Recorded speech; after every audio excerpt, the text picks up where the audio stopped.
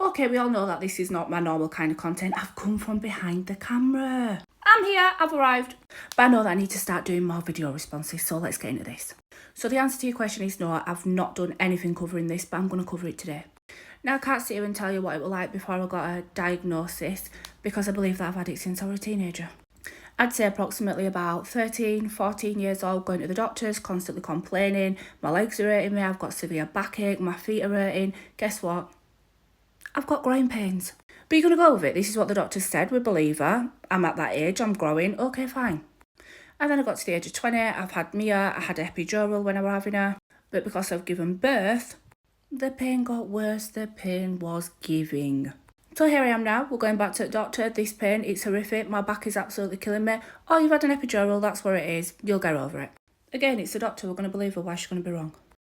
A few months later, my right leg goes. I'm talking like I feel like I've got no leg.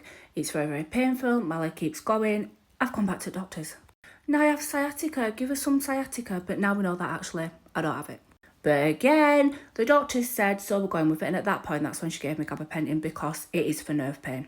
Did it work? Of course it worked. I was high as a kite. It's working. It's giving right now.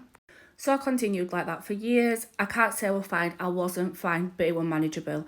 I worked, I've owned businesses, I got on with my life. I did what I needed to do. And then it wasn't until I'd had my son in 2019, that while I was giving birth, when he came out, it was almost like a light switch had been switched on. I couldn't switch it off. The pain was horrific after I'd given birth.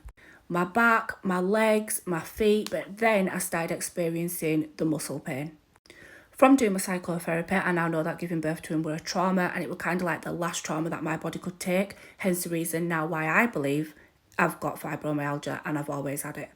Because I've always been traumatised, unfortunately. Again, I didn't know that until I'd done psychotherapy.